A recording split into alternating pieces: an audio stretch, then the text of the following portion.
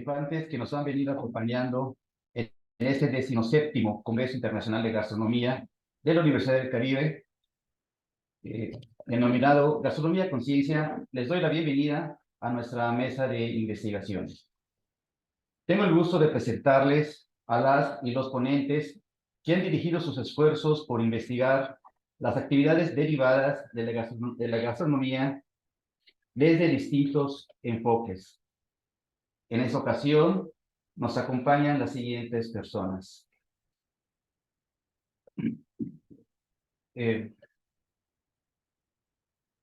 Estudiantes de la licenciatura de Gastronomía de la Universidad Anáhuac, Ciudad de México, Ana Montserrat Mario Rosariano García y la licenciada Flor Coronel Flores. Del Instituto Tecnológico de Estudios Superiores de Huixquilucan, tenemos a Pedro Huitzilihuic Obando Flores y a Rogelia Torres Villa. Tenemos de la Universidad del Caribe a Laura Maldonado Herrera, con dirección del doctor Mauro Felipe de Rubén Calderón. También de la Universidad del Caribe tendremos la ponencia de Jorge Alberto Flores Policarpio, de Fernanda Lilibet Magaña Palma, de Anel Melisa Morales Muñoz, también con dirección del doctor Mauro Felipe de Rubén Calderón. Y del Instituto Nacional de Ciencias y Nutrición tenemos a la médico veterinario zootecnista Elizabeth Hernández Rodríguez, con la ponencia. Muy bien. Bienvenidas y bienvenidos. A continuación describiré brevemente la dinámica con la que llevaremos a cabo la mesa de investigación. Inciso A. Cada ponente dispondrá de 15 minutos para darnos a conocer los resultados de su investigación. Inciso B. Invito a participar a la audiencia con preguntas a nuestros y nuestras ponentes a través del chat. Inciso C. Al finalizar todas las presentaciones, contaremos con un espacio de 20 minutos para preguntas y respuestas. La dinámica será de rondas, de tal manera que cada expositor tendrá la oportunidad de contestar una pregunta por cada ronda hasta que el tiempo se agote o no existan más preguntas.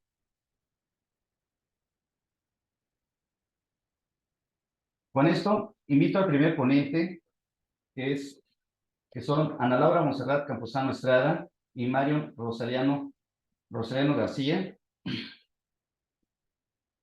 ¿sí?, que nos presentarán los resultados de su investigación realizada en colaboración con, bueno, son ellos dos nada más en este caso, ¿sí?, y que van a presentar la ponencia tema condimento a base de desperdicios orgánicos y chapulines.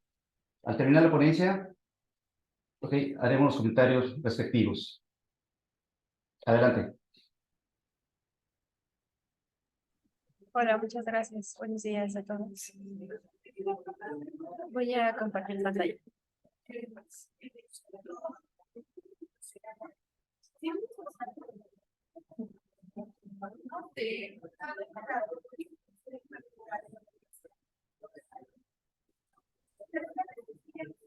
Hola. Hola, buenos días. Nosotros les vamos a presentar nuestra investigación, que es acerca de un condimento a base de desperdicios orgánicos y chapulines.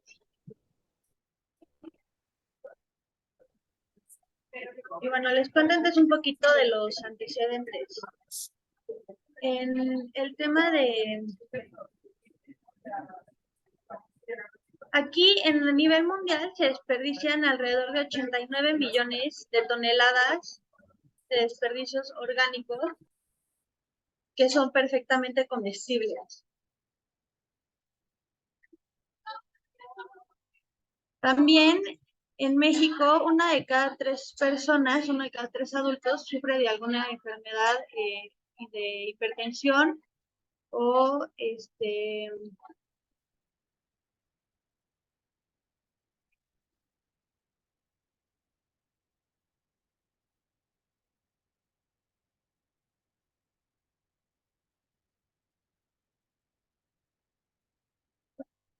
Los productos comestibles, vegetales, al momento de procesarlos, presentan una merma de entre el 10 y el 40% de desperdicio. Es decir, cuando nosotros pelamos una verdura o le cortamos el botoncito o algo así, se desperdicia un 10 o un 40%. Es un montón. Y 3 de cada 10 personas en México sufren de hipertensión arterial causada por el consumo excesivo de sal o el cloruro de sodio, de acuerdo con el Salud.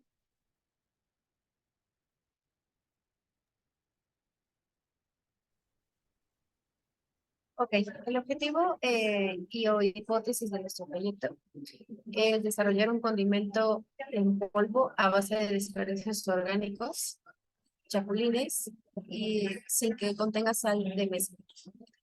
En segundo lugar, crear un producto agradable al paladar bajo en sodio. Y finalmente ofrecer un producto con gran sabor, agradable y funcional para sustituir el uso de sal, que normalmente es un problema en la dieta de las familias mexicanas.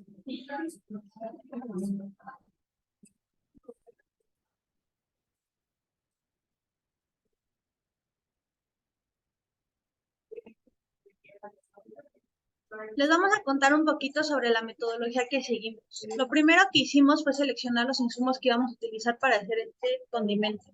Los seleccionamos principalmente por sabor, es decir, elegimos zanahoria, apio, ajo, cebolla, perejil, espinaca, chapulín y variedad de chile. Posteriormente seleccionamos las partes que íbamos a utilizar. En este caso seleccionamos la merma o el desperdicio que utilizamos en nuestro caso en la universidad, que eran cáscaras, semillas y recortes. Después pasamos a pesar cuánto pesaba, pues sí, los vegetales, los desperdicios, las cáscaras, antes y después de deshidratarlos. Después lo que hicimos fue justamente deshidratarlas a 100 grados durante aproximadamente 2 horas, variaba de acuerdo con el vegetal y el grosor que tuviera, en este caso la cáscara o la semilla. Pero aproximadamente todos tardaron un promedio de 2 horas. Y finalmente realizamos pruebas con diferentes configuraciones para sacar la configuración final y sacar el producto final que tuviera un buen sabor y tuviera una buena textura. Pasamos a la parte que sigue. Bueno, la técnica culinaria a destacar en este proyecto es la deshidratación. Normalmente esta es una técnica vanguardista que se utiliza en gastronomía para conservar los alimentos, que consiste básicamente en retirar en su totalidad el agua o la humedad para conservarlo de mejor forma o para lograr un sabor y un aroma particular. Pues esta técnica tiene la característica de potenciar aromas y sabores del alimento en cuestión.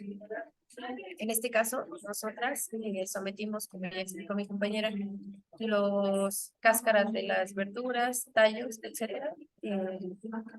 Los lavamos, los pusimos en una charola y se fueron al horno sobre una rendija de metal. Las características que aportaron aportó esta técnica fue que evidentemente disminuyeron de tamaño y peso, pero como ya les había mencionado, sus características propias se concentraron.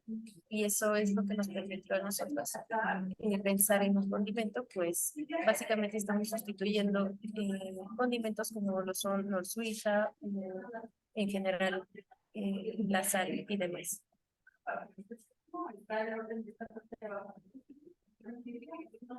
Luego, ¿por qué elegimos los chapulines? Elegimos los chapulines debido a su alto valor nutrimental y la baja huella ambiental que tiene. No sé si sabían este dato, pero los chapulines requieren de hasta 13 veces menor cantidad de alimento que la carne de res para producir un producto de alimento comestible. Entonces, decidimos hacer una tabla nutrimental que comparaba las principales características, los principales nutrientes entre la carne de res y los chapulines. Aquí podemos ver que la principal fuente de energía, los carbohidratos, la res no tiene ningún gramo de carbohidratos, mientras que los chapulines tienen 8.4 gramos de carbohidratos. En el caso de la proteína, la diferencia es de 39 gramos. En el caso de la grasa, el chapulín tiene 5 gramos menos de grasa que la carne de res. Y podemos ver en este caso el tema de la fibra. El chapulín tiene fibra, mientras que la carne de res no. Eso es algo muy importante porque la fibra ayuda a la digestión de las personas, y en México la mayoría de las personas no llegan al consumo de fibra necesario que necesitan para sobrevivir. Igualmente el chapulín aporta nutrientes como zinc, calcio, vitamina B12, hierro, que es muy importante en el tema de la anemia. No sé si también sabían este dato, pero en niños menores de 5 años, la principal afectación médica es anemia, que se da por falta de hierro. Y el chapulín es una fuente importante de hierro.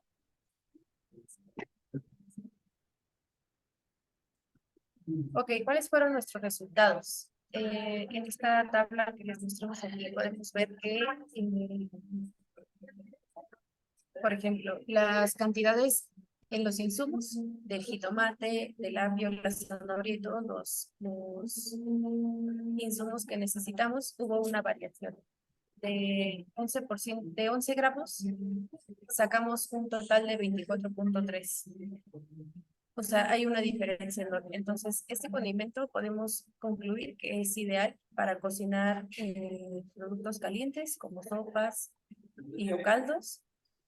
Sin embargo, como condimento frío, no concluimos que no tiene un sabor muy potente, a pesar de que utilizamos los chapulines, que era nuestra sustitución de la sal.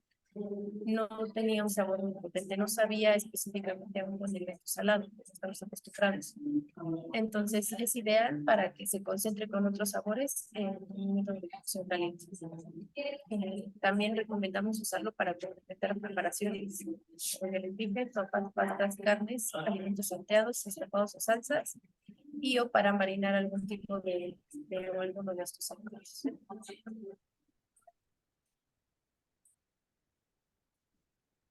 Bueno, igualmente, como ya mencionó mi compañera, funciona como condimento para preparaciones calientes, especialmente porque al ser alimentos deshidratados, el calor ayuda a que se vuelvan a rehidratar y a que suelten más su sabor. De hecho, nos dimos cuenta que entre más tiempo lo dejas reposar, bueno, como en una preparación caliente, más se fortalece el sabor. No es un reemplazo de la sal en todos los casos, ni en su totalidad. Sin embargo, se ayuda a reducir la cantidad de sal añadida a las preparaciones. Esto por lo mismo que les decía, de que el sabor se concentra y sirven en preparaciones calientes, lo que no sucede en preparaciones frías, a menos de que los deje reposar por enormes cantidades de tiempo, pero no es recomendable.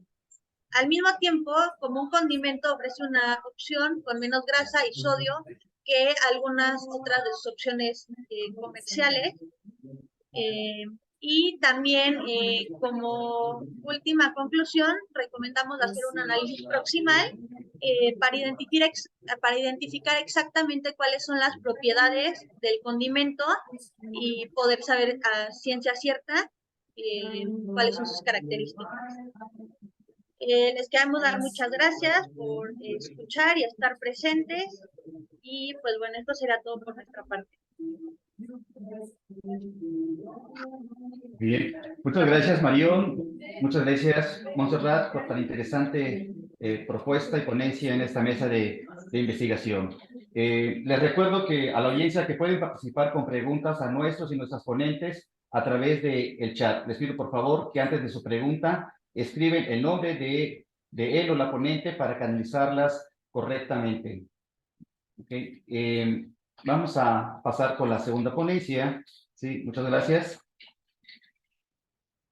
Que corresponde a Pedro Huitzilihuitl Obando y a Rogelia Torres Villa. El tema es Espacios Culinarios, una mirada diversa a las preparaciones gastronómicas perteneciente al patrimonio alimenticio. Bienvenida y bienvenido. Adelante. Gracias, buen día. Bueno, voy a empezar a compartir pantalla. Espero que la presentación sea agradable a pesar de que ando un poco malo de garganta. Y que fluya de manera correcta. Entonces, bueno, la ponencia se denomina Espacios Culinarios, una mirada diversa a las preparaciones gastronómicas con una intención de analizar cómo los diferentes espacios en donde se producen o donde se adquieren materias primas como alimentos pueden contribuir de una manera que la tradición continúe. Solo como una idea general. El día de hoy, bueno, antes de pasar a esta idea general, el día de hoy no nos pudo acompañar la doctora Rogelia, una cuestión personal, pero bueno, parte de esto se lleva a través del trabajo que se ha realizado con el queso Cotija, región de origen, y tiene que ver con estos tres aspectos que forman parte del patrimonio cultural alimentario. Es el territorio, la memoria y la comunidad. Cómo a partir de estos elementos se conjugan precisamente para dar vida o dar cuenta de un espacio, digamos, rural, en donde las situaciones y las condiciones hacen que se pueda seguir elaborando este producto. Sin embargo, la intervención del día de hoy tiene también la intención de ver cómo estos espacios se entrelazan entre el territorio y lo que se hace de una forma institucional o académica en cuanto a la formación de gastrónomos, como también esta, esta parte o esta mirada puede abonar precisamente a que haya una continuidad de estos elementos y de estas formas de expresión que forman parte del patrimonio cultural alimentario. Cuando hablamos un poco de patrimonio cultural o de patrimonio en general, no voy a hacer ahora una definición del mismo. Sin embargo, hablamos de dos situaciones importantes, de una cuestión tangible y una cuestión intangible. Lo tangible quizás se ve en la situación de lo que podemos tocar, ¿no? Ahora en la diapositiva que tenemos en pantalla, la imagen de fondo, precisamente es un queso cotija. Y esa es la idea de lo que podemos tocar, ¿no? O qué podemos hacer con esos elementos. Y lo intangible está en la idea de, pues, la tradición, el saber hacer, el conocimiento que tienen los habitantes de una región en particular. Esta ponencia o esta intervención también tendrá mucha transversalidad con otros productos artesanales o con otros elementos en donde se puedan reconocer precisamente estas cuestiones. La parte intangible tiene que ver con el saber hacer y el conocimiento que se ha legado a través de los años. Poder generar o producir o tener en la mesa distintos elementos que sean característicos de una región particular. En este caso hablamos de la sierra de Jalisco y Michoacán, que es donde se elabora precisamente el queso cotija, región de origen, y se ha elaborado en esa región por más de 400 años, lo cual nos da cuenta de la tradición, el trabajo que hay alrededor de este elemento, en donde los habitantes de la sierra precisamente tienen un conocimiento total de tanto del territorio como de las temporadas durante el año. El queso cotija se elabora solo durante la temporada de lluvias, pero eso no quiere decir que durante la temporada de secas no estén haciendo nada. Están trabajando en sus ranchos, teniendo o atendiendo a los animales y haciendo otro tipo de actividades que posteriormente veremos ya más a detalle. Sin embargo, la idea del mapa es tratar de situarnos en un punto geográfico en donde están confluyendo dos territorios, ¿no? Tanto el territorio de Jalisco como el territorio de Michoacán. Y la producción se hace, o la elaboración del queso cotija se hace precisamente en estas dos áreas, o en estos dos estados que están divididos políticamente. Sin embargo, el territorio en general, pues no mira una cuestión política, sino más bien una cuestión de conocimiento, de tradición, de territorio, de geografía y de saber hacer. ¿Cuál es el conocimiento que tienen o qué es lo que hacen precisamente en esta área geográfica? Bueno, tienen ganadería de libre pastoreo, obtienen otro tipo de productos, no solamente queso, y esa obtención de productos tiene que ver con la condición en el ordeño, ¿no? Las vacas no están estabuladas. Precisamente por eso ese conocimiento se ha ido legando. Además, aprovechan el territorio de una forma considerable en donde no hay una carga o una recarga, ¿no? Ecológica.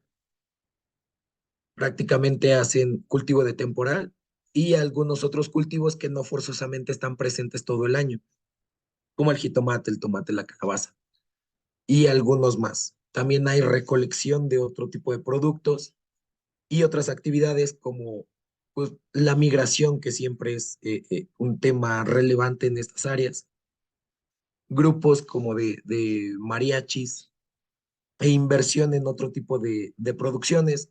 Cerca de esta región se da mucho las berries, ¿no? Las fresas, frambuesas, zarzamoras. Entonces los rancheros de la región, pues precisamente vuelcan sus esfuerzos hacia este tipo de actividades, ¿no? Entonces, como les comentaba, no es que todo el año estén haciendo queso, solo lo hacen durante la época de lluvias, pero durante la otra parte del año están dedicándose al territorio como tal o al territorio en general, tratar de mantenerlo, ¿sí? En la rotación de cultivos y en las unidades de producción familiar, porque toda la parte del queso se hace a partir de producción familiar, la cual puede ser muy escasa tal vez, si lo viéramos en cuestión de números, porque también no toda la familia está presente en la elaboración del queso. Y esta idea de continuidad o de mantenerse dentro del territorio, pues tiene que ver con los recambios generacionales también. Asimismo, hay una ganadería de doble propósito en donde se obtiene leche y se obtiene carne, pues para lograr tener otro tipo de ingresos económicos.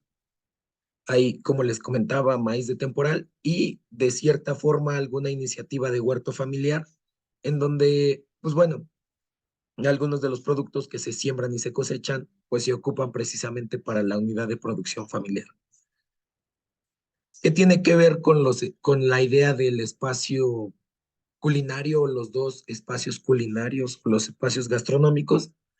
Es que la cocina no está desligada del territorio. Los productos alimenticios, ¿no? Consumibles o comestibles, pertenecen a un territorio. Aquí hablamos de un territorio o de un producto que se elabora de forma artesanal, que tiene cierto tiempo de tradición, pero que está presente ahí. Sin embargo, podríamos poner cualquier otro producto que no fuera el queso cotija, ¿no? Incluso podríamos hablar de maíces.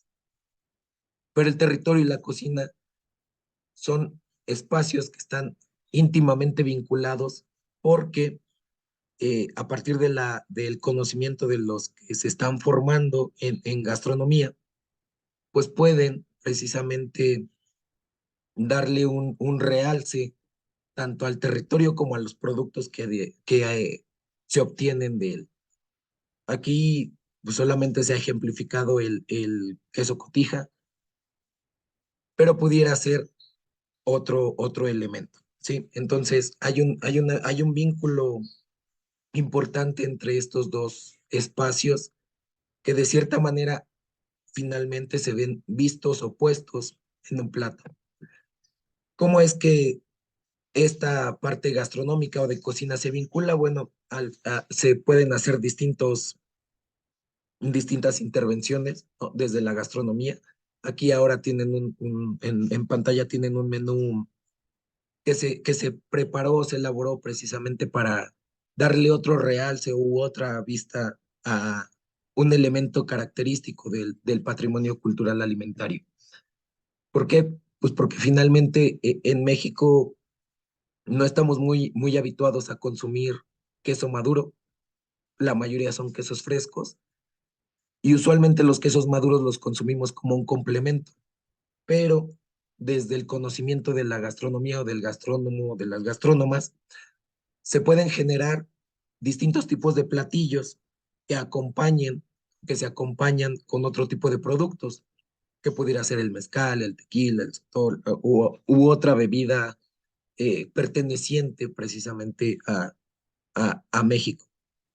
Entonces, no hay una desvinculación, sino más bien todo lo que se hace dentro de la parte culinaria, alimentaria, está íntimamente ligado a la cuestión de la cocina y a la cuestión de los productos que se obtienen en los distintos territorios de México.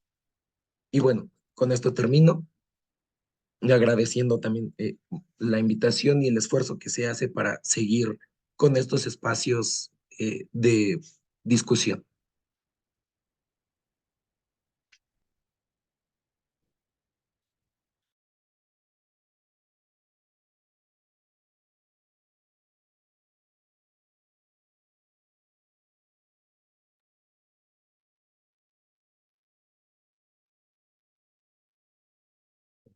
Bien, muchas gracias,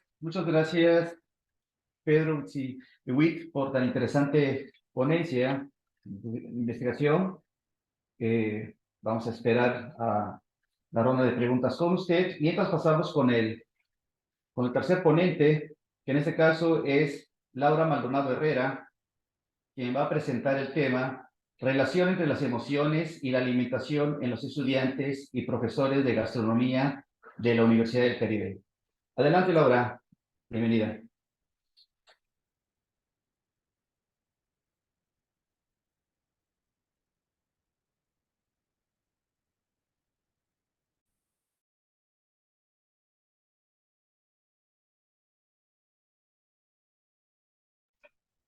Hola, ¿qué tal? Muchas gracias. Pues, como bien lo dijo el profesor, mi tema es sobre la relación entre las emociones y la alimentación en los estudiantes y profesores de gastronomía de la Universidad del Caribe. Bueno, primero que nada hay que decir que pues, la alimentación es una parte fundamental en el desarrollo de todos los seres vivos, pero en los seres humanos esto va más allá de pues solo ingerir el alimento, ya que pues la forma de alimentarse de cada persona va a ser muy diferente dependiendo de su cultura, su ubicación o incluso su economía. Pero se han preguntado si las emociones también influyen en la alimentación o si su alimentación influye en las emociones. Pues bueno, em, respecto a los antecedentes que encontramos en esta investigación es que según estos autores, la ingesta de alimentos es un acto complejo en el que pues, intervienen diferentes factores, los que son los fisiológicos, sociales, contextuales y cognitivos. Dentro de los cognitivos están lo que son los factores emocionales, los cuales, según para estos autores, pues debe de ser considerando y avalado para pues comprender mejor el acto de comer. Bueno, el principal problema en esta investigación lo que sí es que pues una gran cantidad de alimentos y bebidas actualmente son muy procesados, por lo cual pues para algunas personas se les dificulta un poco tener una alimentación saludable, por lo cual pues al tener una mala alimentación también trae consigo cambios en las emociones pues, de las personas. Es importante saber cómo las emociones se relacionan con la alimentación y viceversa, ya que pues muchas veces los problemas que se tienen pues de salud física, por así decirlo, están relacionados con la mala alimentación. Perdón, Entonces, Laura. eso también... Sí, perdón, Laura, ¿podrías apagar tu cámara para ver si te escucha mejor? Sí, Gracias. ¿me escucha mejor? Sí, se te escucha mejor. Ah, A ver, ok. habla, por favor. Bueno, como les decía, es importante saber cómo se relaciona la alimentación y con las emociones y viceversa, ya que pues muchas de los problemas de salud físicos que tienen las personas están relacionados con una mala alimentación, los cuales pues también traen problemas en la salud emocional. El objetivo de esta investigación es explicar cómo las emociones y la alimentación se relacionan, haciendo evidentes las consecuencias negativas en la salud física y mental de las personas. Dentro del marco teórico podemos encontrar diferentes conceptos, pero como lo más importante sería pues saber qué son las emociones, ¿no? Que pues más que nada son respuestas psico, fisiológicas que los humanos o las personas tienen ante pues diferentes acciones o a su alrededor. Y también tenemos lo que es la alimentación, pues como sabemos, pues es la ingesta de alimentos, ¿no? Tenemos también otro concepto que es el comer emocionalmente y también lo que es el comedor emocional. Esto está relacionado a, pues, comer basados en cómo nos sentimos, en dejarnos guiar por las emociones que tengamos. Un ejemplo aquí sería que, no sé, cuando están tristes, em, comen chocolates o tienen su comida reconfortante, que es a lo que se le conoce, ¿no? Lo que te hace sentir bien. Cuando tú comes estos alimentos, cuando estás triste o enojado o feliz, eh, pues se le llama comer emocionalmente. Y a la persona que hace esto se le llama comedor emocional. También tenemos los que son las enfermedades relacionadas con la alimentación y la salud mental. Entre ellas podemos encontrar lo que es la anorexia, la bulimia, tenemos lo que es la depresión, la ansiedad y pues la obesidad. Dentro del marco contextual, bueno, como sabemos, lo que es el área de cocina o pues gastronomía, pero más que nada pues en las cocinas hay mucho estrés y pues las condiciones de trabajo en las cocinas son muy desgastantes muchas veces y pues en la mayoría son jornadas laborales muy largas, hasta de 12 horas. Entonces eso puede traer problemas emocionales en los cocineros, ya que pues como les digo, eh, son lugares de mucho estrés. Entonces los cocineros o los que trabajan en una cocina pues pueden sufrir pues de ansiedad, de depresión, e incluso empezar a tener ciertos, um, ciertas actitudes o pues empieza lo del alcoholismo o el tabaquismo incluso. Entonces, igual, pues la alimentación en las cocinas no es muy, por las largas jornadas laborales, pues no comen a sus tiempos. También tenemos lo que son los factores relacionados con la toma de decisiones alimentarias, las cuales estas serían, como lo mencioné al principio, puede ser por económico, por lo social, por lo cultural. Y pues dependiendo a estos factores, pues es como las personas se deciden comer o pues pueden comer. En la metodología esta investigación se hizo con un enfoque cualitativo y un alcance descriptivo.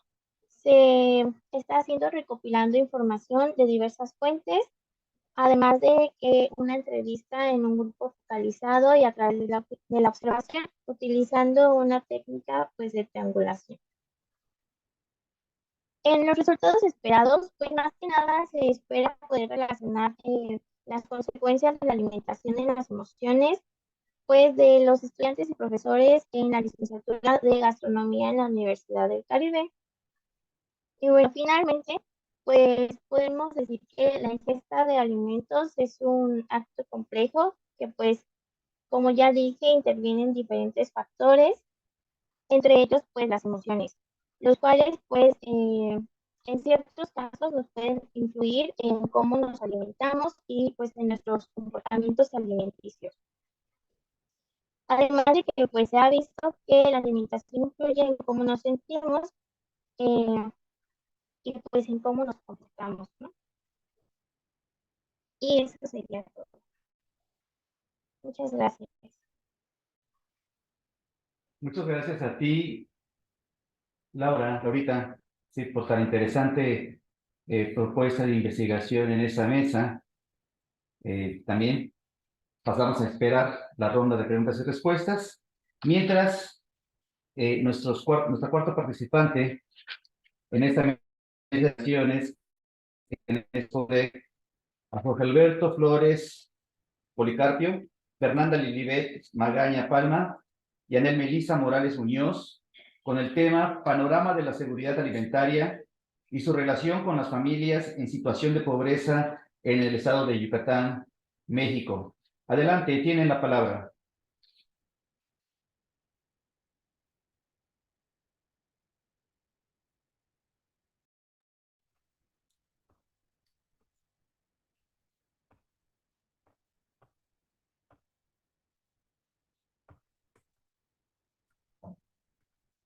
Buenos días.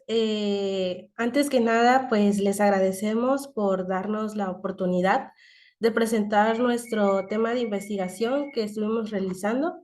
Y bueno, como ya se mencionaba, nuestro tema es sobre el panorama de la seguridad alimentaria y su relación con las familias en situación de pobreza. En el estado de Yucatán, México, quisimos de lo general a lo particular llevarlo hacia un estado en específico. Y bueno, el estado que elegimos fue Yucatán, que es un estado que no se aleja mucho del lugar donde nosotros nos encontramos. Y bueno, le cedo el lugar con mi compañero Jorge para que nos dé una pequeña introducción.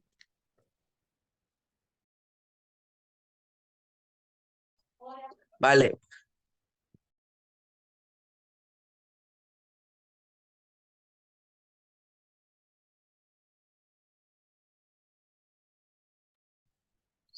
Bueno, empezaremos la presentación referente a la seguridad alimentaria y su relación con las familias de situación de pobreza de Yucatán. Empezamos con el primer punto, que es la calidad de dieta. Es una elaboración fundamental entre la seguridad alimentaria y nutrición, y una dieta de mala calidad puede dar lugar a diferentes formas de malnutrición y sobrepeso, ya que como bien sabemos no necesariamente tiene que ser por una mala dieta, significa que pueda dar lugar a un sobrepeso, no significa que por estar comiendo poco, significa que tengamos una buena salud. En el segundo punto tenemos que Yucatán es uno de los estados afectados por la alimentación, y durante el 2018 al 2020 se reportó una carencia en la alimentación en ese estado. Como tercer punto tenemos que en Yucatán se ha creado la idea de fomentar el estudio y la validación referente a este punto. Y como cuarto punto tenemos que el conocimiento de la alimentación saludable protege a la población de múltiples enfermedades no transmitibles. Todo esto lo veremos alrededor de nuestra presentación. Bueno, siguiendo con la presentación, bueno, nuestra pregunta de investigación fue, pues, ¿qué ha sucedido en los últimos años en cuanto a la seguridad alimentaria de la población en Yucatán, México? Quisimos realmente cuestionarnos qué era lo que sucedía hace 15 años en este estado de Yucatán, aproximadamente por el 2013 hasta el 2023, qué es lo que ha pasado con la forma de alimentación pues de esta población, sobre todo en situación de pobreza y extrema pobreza. Y bueno, nuestro objetivo era describir la situación alimentaria que afecta a la población en Yucatán en los últimos 15 años, conforme pues a estos estudios conformados en la región, en situación, pues como ya les decía, con pobreza.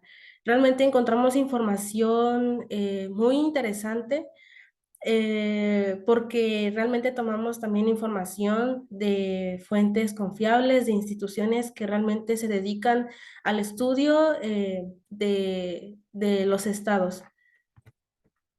Y como siguiente punto, tenemos, si me esperan, bueno, un momentito porque está fallando un poco el internet. Nuestra justificación y alcance. Bueno, la investigación quisimos que ayudar a comprender las causas subyacentes a la seguridad alimentaria en la región. Es muy significativo poder abordar esta serie de cuestiones que afectan pues a la población, la economía, el medio ambiente, el bienestar sobre todo de las personas, llegando a impactar en el estilo de vida alimentaria de la población, la cual pues fue aprovechada para analizar estos datos. En nuestra metodología quisimos llevarlo a un enfoque cualitativo. Usamos técnicas como observaciones, documentos, búsqueda de diferentes bibliografías, fuentes y páginas que han estudiado este suceso. Tuvimos un alcance descriptivo y sobre todo una investigación fenomenológica. Hicimos entrevistas a profundidad, análisis de contenido y revisión bibliográfica para poder tener una información más precisa de lo que queremos darles a conocer. Y en el marco teórico fue la parte más importante porque es donde partimos para tener lo que sucedía. Algo muy importante es que las familias con economía estable descubrimos que ellos, bueno, se habían alejado de la comida tradicional que es de Yucatán y las familias con pobreza aún siguen manteniendo su alimentación de forma tradicional. Sin embargo, no tienen los nutrimentos ni una alimentación adecuada porque normalmente su alimentación se basa en frijol. Entonces, a pesar de que siguen una línea tradicional, no completan tener una alimentación adecuada. Encontramos, bueno, quisimos estudiar sobre la disponibilidad y estabilidad de los alimentos en Yucatán, cómo es la estabilidad en esta población y la verdad es que han habido puntos positivos y negativos en la búsqueda y en los resultados que se han encontrado. La agricultura y la ganadería. Algo muy importante es que las familias que se dedican a esto son familias en pobreza y normalmente lo que ellos producen es muy poco lo que lo usan para su beneficio. Siempre es para exportarlo hacia otros países. Entonces, se descubrió que trabajan de gran manera y con mucho esfuerzo la tierra, pero pues no obtienen eh, alimentos a través de esto, no se benefician mucho. Y el impacto del cambio climático en la producción de alimentos también ha sido una parte fundamental para esas familias, porque a pesar de que trabajan la tierra y con todos los cambios que han habido, les ha afectado. El acceso y distribución de los alimentos en Yucatán también ha sido un eslabón para ellos porque descubrimos que la globalización también ha sido un peso para su obtención y su seguridad alimentaria. No todos tienen acceso, viven en lugares con poco seguridad, sus alimentos pues no son los más adecuados.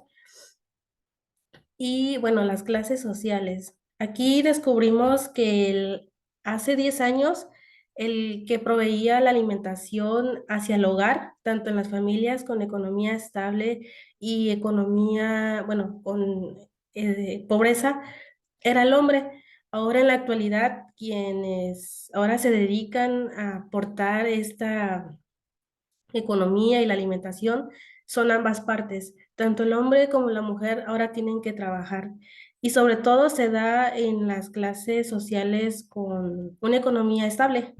Ahora los dos son los que trabajan y proveen, mientras que en la clase con pobreza, pues normalmente es el hombre, pero en ocasiones también la mujer ha salido a trabajar y todo esto se debió a la globalización. Hace aproximadamente unos 6 años ya la mujer se introducía en este labor y pues ha sido un impacto para la población en Yucatán. También los métodos de apoyo del gobierno para las familias existen varios, pero los dos más importantes, una se llama Hambre Cero, que el gobierno apoya a las familias con extrema pobreza, llevándoles alimentos, dinero, eh, algún recurso que ellos necesiten. Y el otro se llama el DIF de Yucatán, que se encarga de ayudar a los niños con pobreza. Estas dos se han dedicado después de la pandemia a brindarles apoyo. Sin embargo, hay más instituciones y instituciones que también se dedican al estudio de esto, pero estas dos son las que han sobresalido en los últimos años en cuanto a la seguridad alimentaria, porque ellos quieren mejorarla y ahora sí que apoyarlos. Y bueno, la alimentación adecuada para la población, como ya les decía, estuvimos viendo estudios y decía que la alimentación a base del frijol, del maíz, es buena. Sin embargo, pues las familias que no lo tienen, pues no completan esa forma de alimentarse y las familias que sí lo pueden hacer se han alejado de esta parte, que fue lo más interesante que nos llamó la atención como equipo, ver cómo es que las familias que realmente pueden no lo hacen y las que no tienen esta economía lo intentan, sin embargo no alcanzan a concluir ese eslabón en su alimentación. Y bueno, les dejo con mi compañera.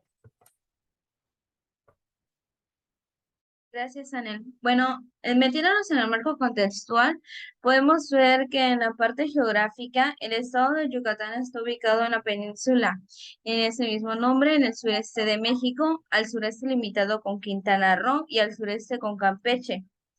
El estudio de la seguridad alimentaria en Yucatán abarca los 106 municipios. En cuanto al clima de Yucatán, como mencionó mi compañera Nel, que es muy importante en el estado de Yucatán, el 85,5% de la superficie del estado presenta climas cálidos, subhúmedo, y el restante 14,5% presenta clima seco y semiseco, que se localiza en la parte norte del estado. La temperatura anual es de 26 grados centígrados. Se tiene registro de hablantes de al menos 14 lenguas originales y son el maya, el xol, el celtal, el mixe. A pesar de que no son oficiales, tienen gran afluencia. 1 de cada 3 habitantes de Yucatán no habla español, pero sí alguna de estas lenguas antiguas. La población de Yucatán en 2020 alcanza 2.320.898 habitantes, 50,9% mujeres y 49,1% hombres. Asimismo, la medición multidimensional de la pobreza en México en 2018-2020, el 44,0% de la población total vivía en situación de pobreza y para el 2020 este porcentaje aumentó a 49,5%, mientras que la pobreza aumentó en 2020 a 11,3%.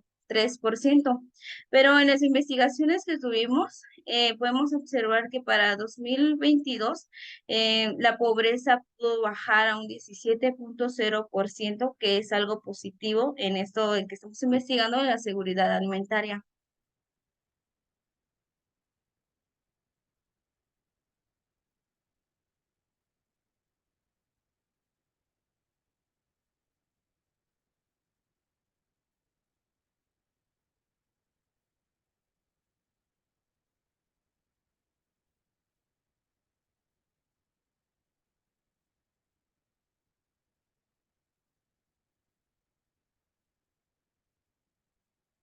Bueno, para nuestros resultados esperados, el principal resultado son los aumentos y disminuciones en diferentes periodos y la tendencia hacia los próximos años.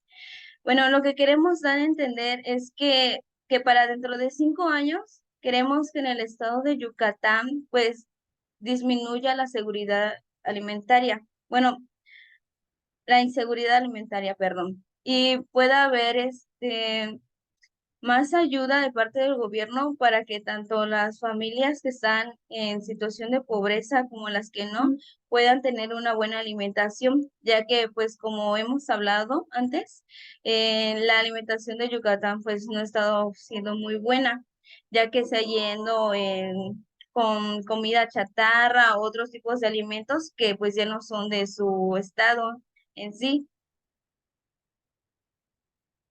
En conclusión, la seguridad alimentaria en Yucatán está estrechamente relacionada con la situación de pobreza que afecta a muchas familias en la región y aborda la seguridad alimentaria en Yucatán. Requiere de organizaciones de gobierno para garantizar que todas las familias tengan acceso a la alimentación segura y nutritiva.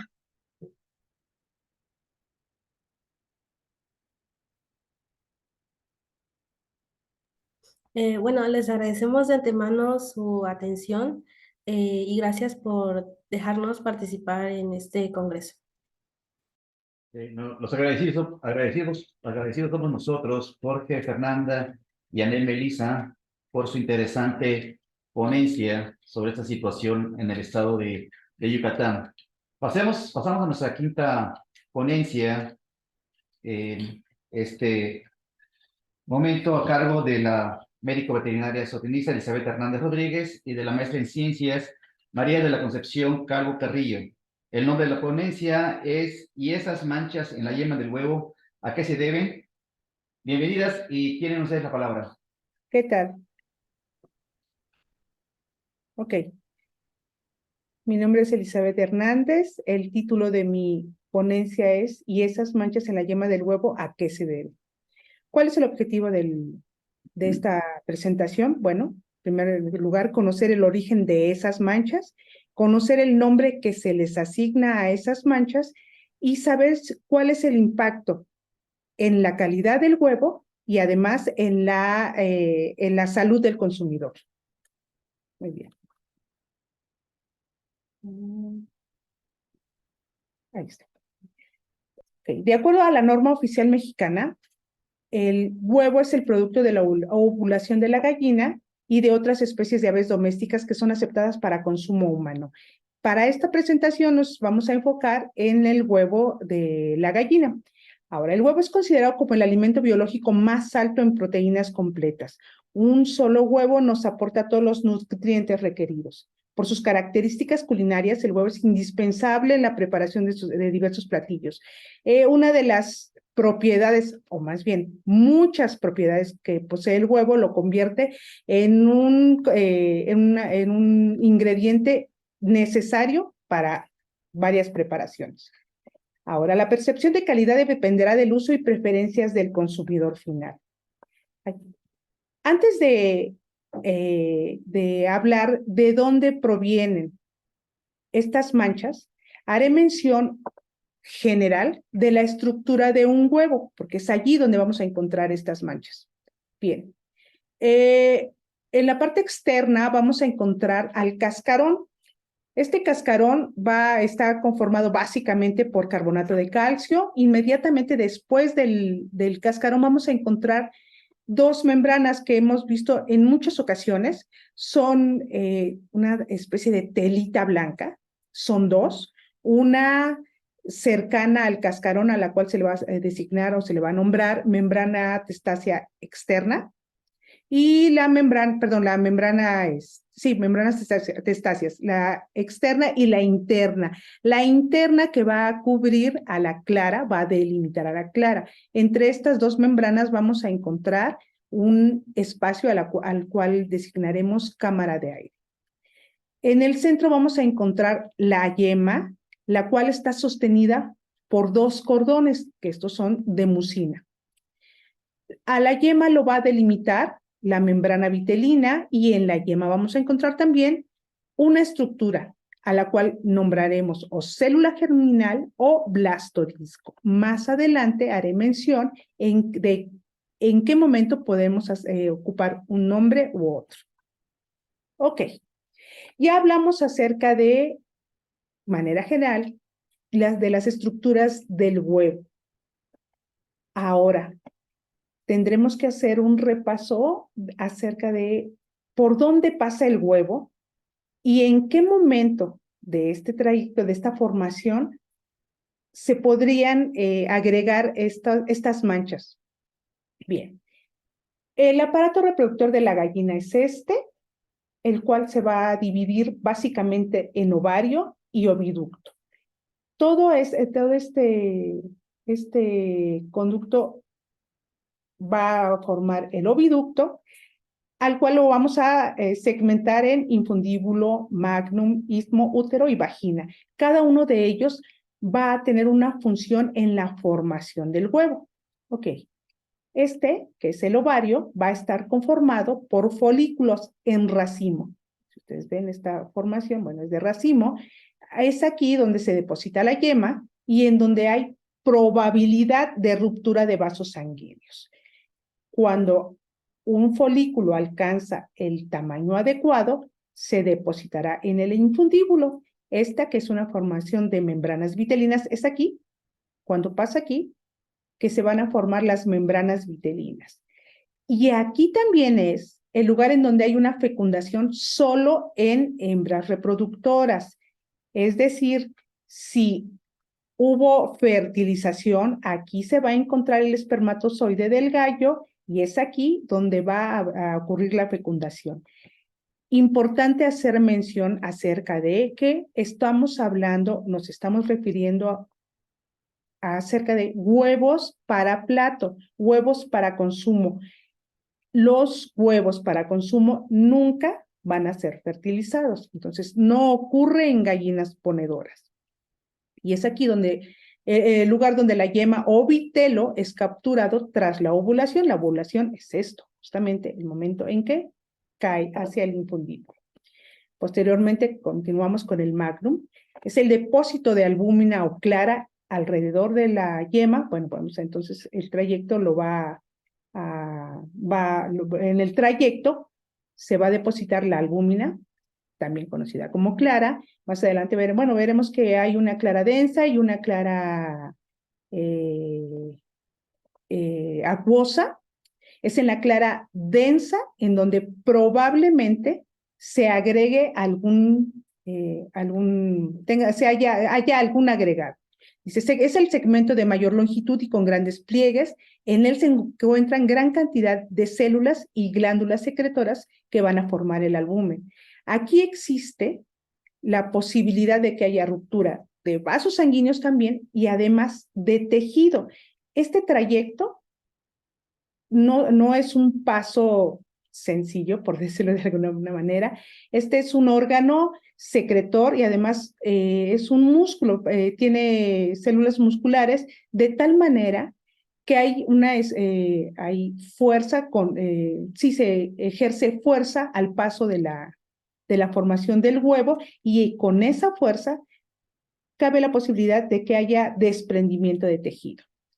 Llegamos al istmo, es aquí de manera normal donde se forma la membrana proteica que protege la clara, a la cual llamaremos membranas testáceas, es decir, es en este segmento en donde se van a formar esas telitas de las cuales hablábamos, que vemos muy comúnmente y que cubren a la clara.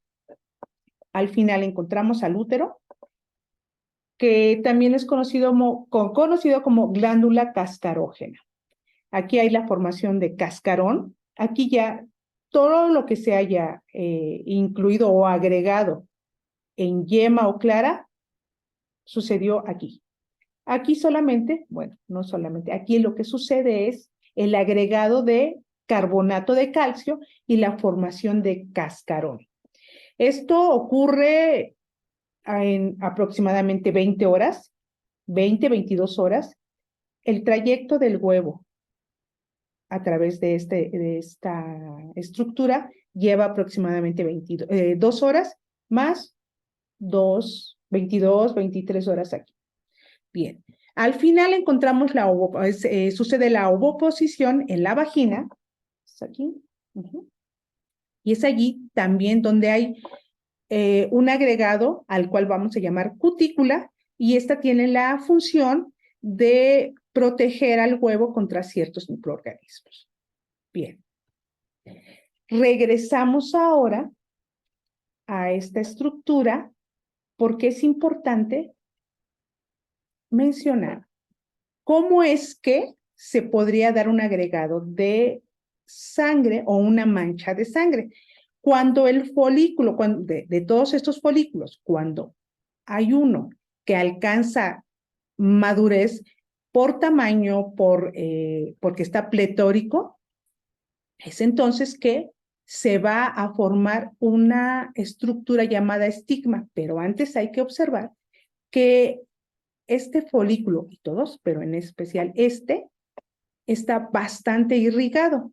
En el momento en que alcanza el tamaño necesario, lo que sucede es que estos vasos evitan, ya se contraen, perdón, termina la irrigación, se forma esta estructura por la cual sale el folículo y entonces, de manera normal, no debería haber ningún tipo de sangrado, pero ocasionalmente podría suceder alguna microhemorragia. Producto de esta microhemorragia vamos a encontrar restos de sangre que se van a quedar pegados en lo que es la futura yema. Muy bien. ¿Qué vamos a ver al final de la formación del huevo? Estas manchitas que conocemos entonces como manchas de sangre en el huevo. Se ha observado que el huevo marrón presenta mayor incidencia de manchas de sangre, que son aproximadamente 3% en comparación con el huevo blanco, en donde generalmente no se encuentran, no se presentan, pero podría suceder. Ya vimos el trayecto que recorre el huevo y en qué momento podría agregarse esta manchita, lo cual nos menciona que no representa ningún daño a la salud. Aquí lo podemos ver en la yema o también lo podemos ver integrado en la clara. Como si recuerdan, hicimos el recorrido que lleva el huevo, la formación del huevo, y tanto en el ovario, al momento de que se desprende, como en el momento del trayecto, puede haber desprendimiento o microhemorragias y bueno, entonces agregados de sangre, tanto en clara como en yema. Muy bien. ¿Cuáles son las posibles causas de estas manchas? ¿Por qué puede haber estas microhemorragias? Por la formación normal del huevo, por deficiencia en algunas vitaminas, biotina, vitaminas A, K, biotina, magnesio, incluso el mismo estrés, el cambio de luz, de horas de luz a la hora de la producción del huevo, le provoca a la gallina estrés y algunas microhemorragias. En general, todo tiene que ver con ruptura de pequeños vasos sanguíneos. Y entonces, el depósito se hace ya sea en yema o en clara. Ahora sí. Vamos ahora a lo que son las manchas de carne. ¿Qué son las manchas de carne? Realmente son agregados o desprendimiento de tejido. ¿De qué tejido? Nuevamente, este es el aparato reproductor de la gallina. Tomé esta fotografía como ejemplo, elegí esta foto porque nos hace evidente la estructura, el oviducto, en el cual vamos a encontrar un órgano que está muy inervado, que por dentro hay una gran secreción de tejido, de compuestos, clara, yema, nutrientes, etcétera. Y en el trayecto, bueno, existe la posibilidad de que haya hemorragias y desprendimiento de tejidos. Aquí ya no, aquí ya está la formación del huevo, del cascarón, entonces no es aquí donde se va a agregar las manchas de sangre o carne, pero sí aquí. Muy bien. Y aquí las tenemos. Son las manchas de carne en el huevo de gallina. No representan ningún daño a la salud. ¿Qué son? Son desprendimientos de tejido que pueden ser, en el caso de las manchas de carne. En el macrum es el más grande, es la parte más extensa y donde pasa por más tiempo el huevo. ¿En cuánto tiempo hace un trayecto el folículo? Aproximadamente en el macrum como 2 horas, más o menos. ¿Qué se puede? Aquí es como podemos ver las manchas o agregados de carne en albúmina. Difícilmente los vamos a encontrar en la yema, pero podría suceder. Aquí está otra imagen. Muy bien. Con toda esta información, ya podemos entender lo que es la ovulación de la gallina, que es el concepto que les había mencionado en un principio. La ovulación se produce cuando el folículo alcanza la madurez y se libera la yema, que será captada por el oviducto. ¿Cuál? Pues el folículo más grande, que es huevo fértil. Cuando se desprende el folículo, que es la futura yema, y existe un espermatozoide, entonces vamos a encontrar o se va a dar un huevo fértil, que es el óvulo de la gallina fertilizado por los espermatozoides de un gallo. Ahora, estamos hablando de huevos para plato. ¿Qué es un huevo para plato? Es aquel que está producido por poblaciones de gallinas que no tienen presencia de machos, es decir, no son fértiles. A estas hembras les vamos a denominar hembras ponedoras. ¿Se encuentran así? Dentro de la fisiología normal de la gallina es la producción de huevo, no importando si existe o no un espermatozoide, ellos siempre van a producir huevos. Producen el huevo, lo colocan aquí, nunca van a tener contacto o nunca van a ser fertilizadas. Ahora, tenemos esta imagen y es el desarrollo embrionario de un pollito. Así veríamos cómo se va desarrollando un pollito dentro del huevo. Importante. Que generalmente se dice que el huevo de gallina necesita 21 días de condiciones favorables de incubación. La incubación se va a dar después de que el huevo haya sido puesto. Pues, para que el pollo se desarrolle y eclosione, se tiene que incubar. Sin embargo, este desarrollo toma 22 días realmente. Un día en el oviducto, es decir, todo el proceso que acabamos de revisar, todos los lugares por donde pasa el huevo, llevan aproximadamente un día, nos da como resultado el huevo y posteriormente a esto, si existen las condiciones adecuadas de temperatura y de movimiento, entonces sí, vamos a hablar de incubación y tendremos posteriormente esta imagen. Fuera del aparato reproductor de la gallina. Muy bien. ¿Cómo veríamos nosotros, a simple vista, un huevo fértil y un huevo no fértil? Bueno, les mencionaba hace un rato acerca de que hay una estructura llamada blastodisco o disco germinal. Le nombraremos blastodisco cuando no ha sido fertilizado por un espermatozoide y entonces veremos esta estructura que es un círculo medio difuso tirando a mancha blanca. En el caso de un huevo fertilizado, en donde haya habido presencia de un espermatozoide, entonces sí, las células van a tener este acomodo, una especie de anillo. Y está muy bien definido. Es así como podríamos ver a simple vista un huevo fértil y un huevo no fértil. Un huevo no fértil, esto es lo que vamos a observar en huevos comerciales, huevos producidos para plato, para consumo. Muy bien. Ahora vamos a mencionar lo que es la inocuidad alimentaria. ¿Qué entendemos por inocuidad alimentaria o qué se define como inocuidad alimentaria? Es el conjunto de condiciones y medidas necesarias durante la producción, almacenamiento, distribución y preparación de alimentos para asegurar que una vez ingeridos no representen un riesgo para la salud. Conclusiones. Las manchas de sangre no representan riesgos para la salud del consumidor. Ya vimos cuál ha sido su origen. No intervienen en los nutrientes que forman al huevo, ya están formados, solo son depositados a través del oviducto. Las manchas de carne pueden ser desprendidas del oviducto, en el trayecto, tampoco no representan un riesgo para la salud. El valor nutritivo de un huevo tampoco se ve afectado por la presencia de manchas de carne o manchas de sangre. La percepción de calidad dependerá del uso y preferencias del consumidor. Por supuesto, generalmente no es agradable a la vista, pero por todo lo que acabamos de mencionar, puede ser un alimento que no cause ningún impacto en la salud. Esto, bueno, si nosotros tenemos esta información, seguramente tendremos consumidores contentos. Estas son las referencias que utilicé. Muchas gracias.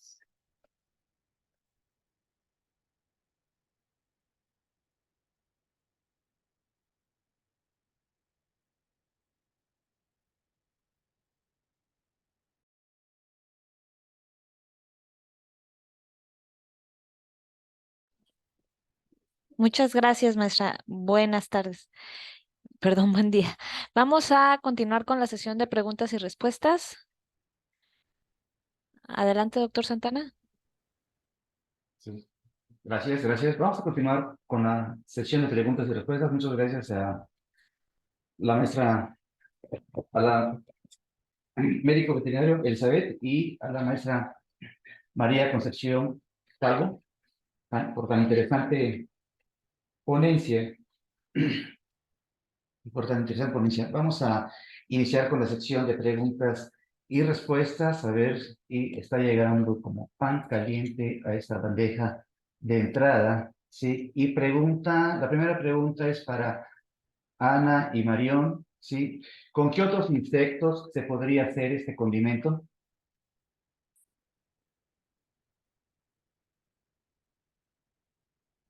Hola, Ana y Marión.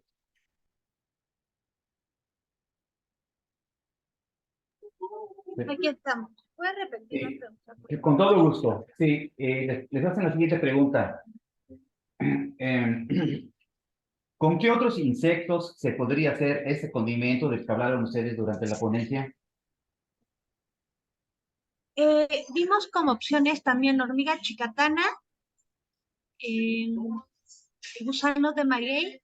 Sin embargo, por el costo, la opción más sustentable y más rentable es el chapulín.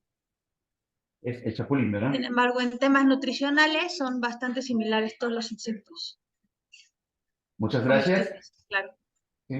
Muy bien, para Elizabeth, la pregunta es, ¿existe algún rango de tamaño o cantidad de la mancha de sangre en el que si lo supera puede llegar a ser nocivo para la salud? Ok. Bueno, ya como ya mencionamos, la sola presencia de la mancha de sangre o de carne no tiene ningún impacto ni en la salud ni en la calidad del huevo. Por lo tanto, no hay una medida para determinar en qué momento no es apto o puede tener un impacto negativo en la salud. No lo tiene. Lo que sí se menciona es el blastodisco, en el momento en que se convierte en célula germinal, puede llegar a tener un tamaño mayor de 3 milímetros, entonces sí, ya no se considera para consumo o sale de clasificación. Muchas gracias. Vamos a pasar a otra pregunta. Vamos a pasar a una pregunta para Pedro Huitzilihuic Obando. Y dice, ustedes hablaron de, entre otras cosas, con el tema de el queso cotija en Jalisco, Michoacán. Bueno, la pregunta es,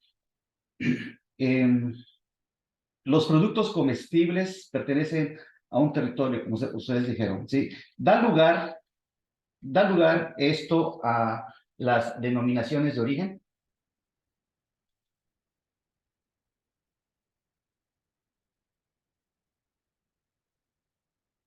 Hola, ¿estamos con Pedro? Pedro, ¿nos escuchas? Bueno, vamos a brincar. Pedro, vamos a pasar con Laura Maldonado Herrera. Sí. Y la pregunta es,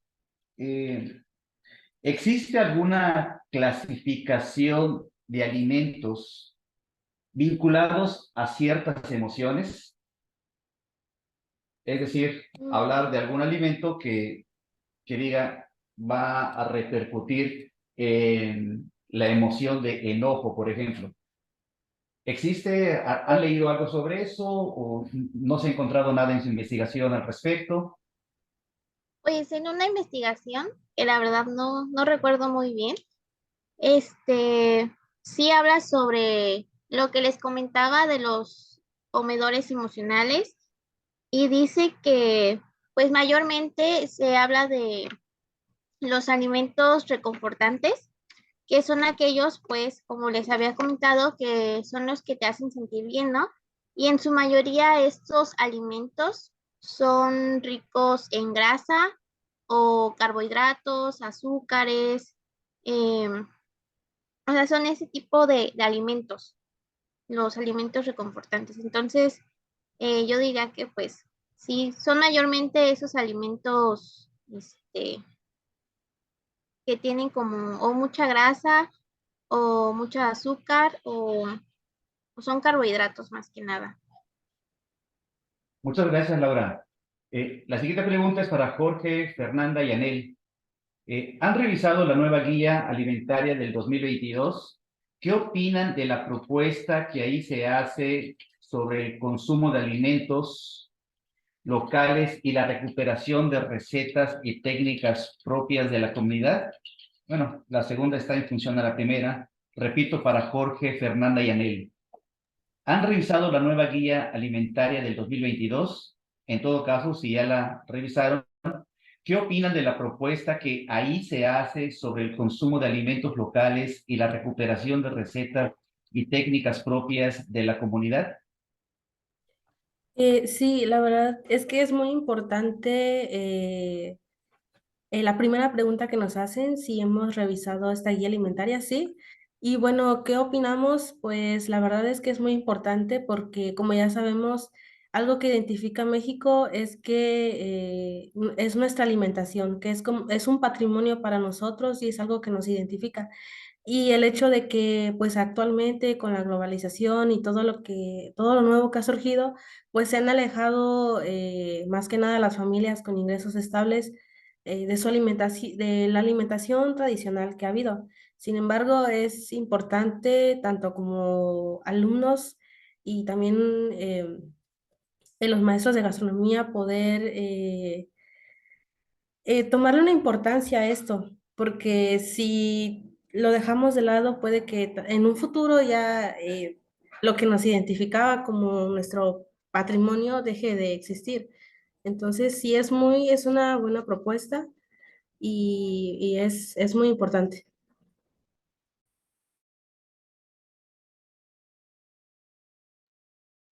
Muchas gracias, Daniel. Pasamos otra vez con Elizabeth y con María de la Concepción. Sí, ustedes hablaron de la presencia porcentual de las manchas en el huevo, hablaron de el huevo marrón, una presencia del 3%, y hablaron de huevo blanco, de una presencia en el 1%. Desde este punto de vista y conociendo las causas que lo originan, entre ellas mencionaron el estrés, mencionaron la formación normal y mencionaron la deficiencia de vitamina A y K. Conociendo las causas, ¿es posible aún disminuir más la presencia de estas manchas en el huevo? De los avicultores, los estudiosos de la fisiología de las aves productoras de huevo, lo intentan, es un manejo sobre todo de alimentación y genética, y creo que han ocupado mucho de su tiempo para evitar esto, porque bueno, aun cuando se sabe que no hay ningún impacto en la salud ni en la calidad del huevo, no es un aspecto agradable para el consumidor. Entonces, bueno, sí podría representar algún tipo de pérdidas para los avicultores.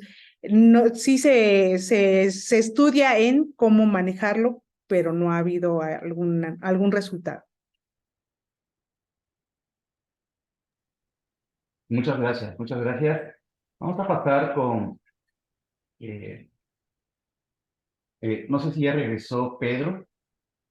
No ha regresado Pedro, vamos eh, con Laura Maldonado otra vez. Laura, si las personas que trabajan en cocina son más propensas a tener problemas de alimentación, ¿qué medidas se pueden tomar para incidir de manera positiva en esta situación? Pues creo que más que nada es por las largas horas de trabajo, como les mencioné. Entonces creo que lo primero que sería es pues respetar las jornadas, ¿no?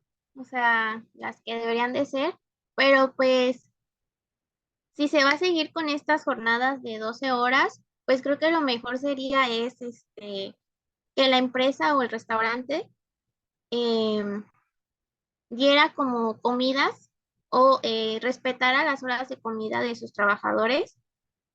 Y por ejemplo, si van a trabajar 12 horas, pues que al menos los trabajadores tengan dos comidas en esa jornada laboral, que se supone que son las que pues deberían de hacer, ¿no? Mínimo, dos comidas. Entonces creo que sería como que implementar mejor pues los horarios de comida en los trabajadores y pues dar comida de buena calidad también, porque pues al final del día eso va a ser lo que le va a dar energía y pues que el trabajador pueda eh, pues aguantar esas jornadas, ¿no?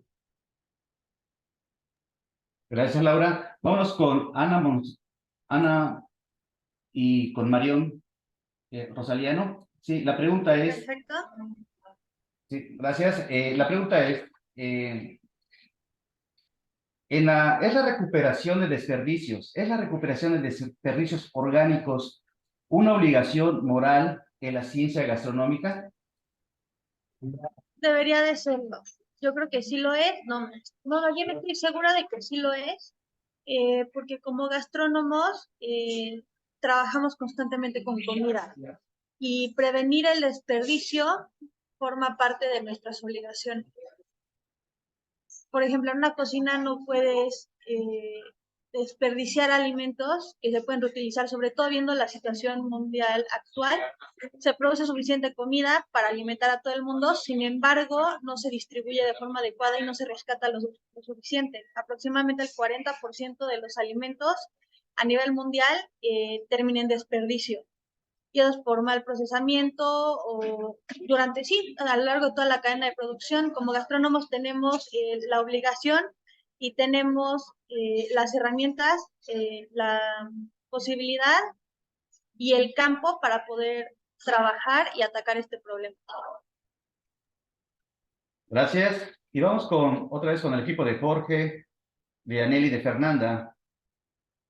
Okay.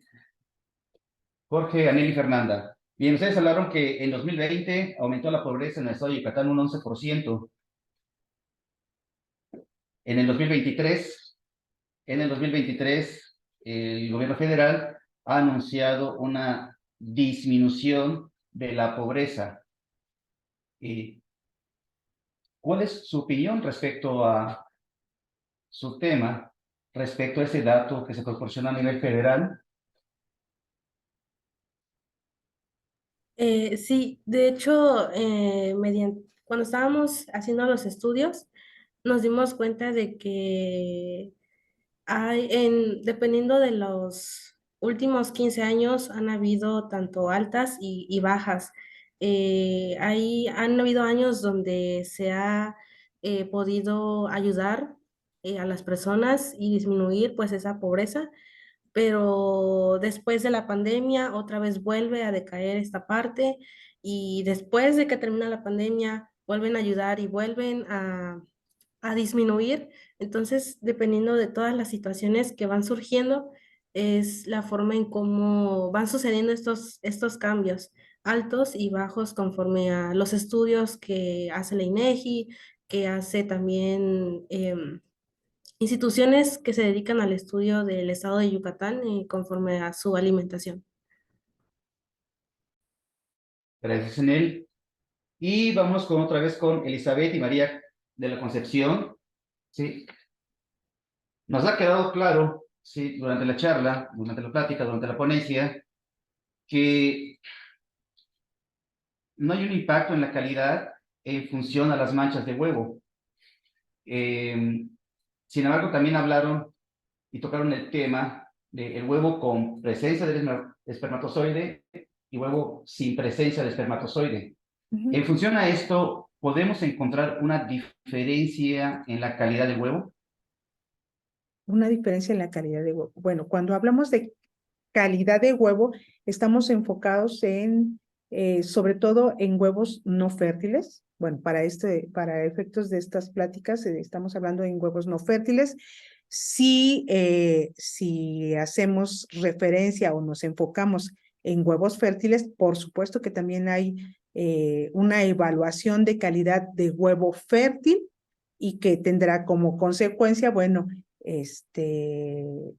animales de buena calidad para el fin que se requiera. En el caso de huevo para plato, bueno, no, ya lo mencionábamos, no debería existir la presencia de células germinales. No sé si a eso se refieran o quedó clara la respuesta. Sí, la calidad entre ambos, entre huevo fértil y no fértil, ¿hay diferencia alguna? La calidad Bueno, entre hay ambos. parámetros de calidad tanto para huevo fértil como para huevo para plato. En la medida que califiquen de la mejor forma para cada fin, bueno, sí existe un parámetro de calidad para cada uno. Muy bien. Muchas gracias, doctora. Pasamos con la siguiente pregunta.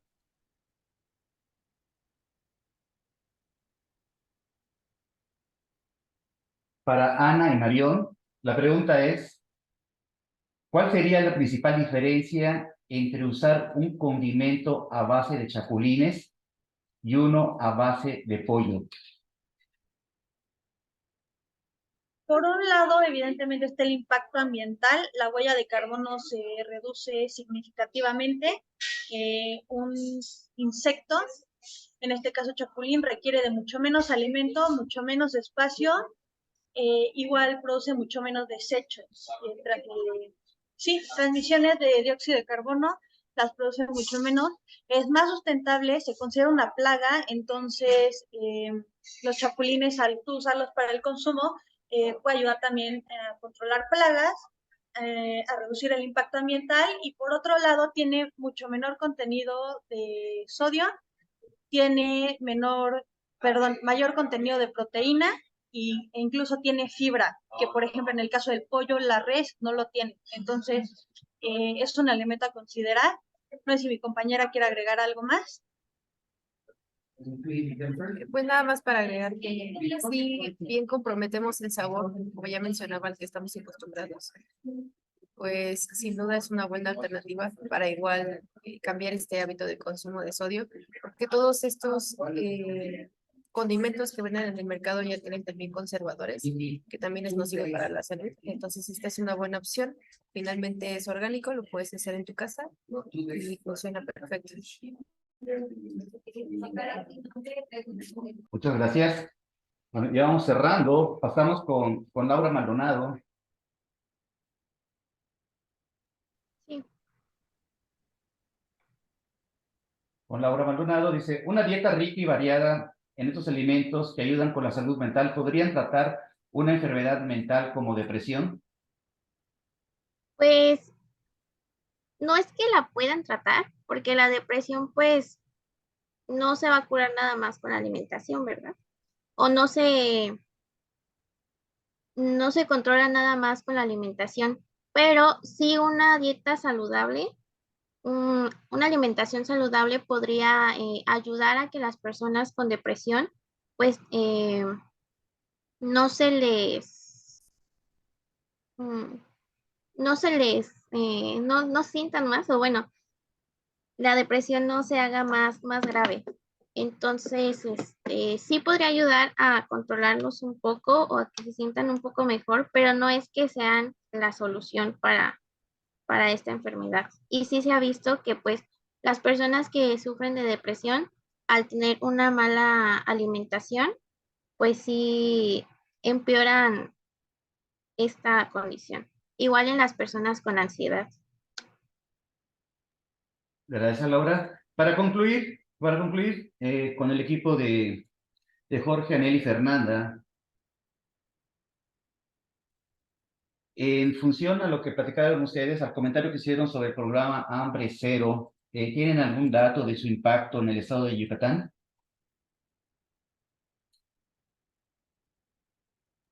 Sí, de hecho ha ayudado sobre todo en las poblaciones, si no me equivoco, se llama Tisilam, poblaciones como Jalachó, que están en situaciones de pobreza y sobre todo Hambre Cero es el que ha ayudado más a las familias.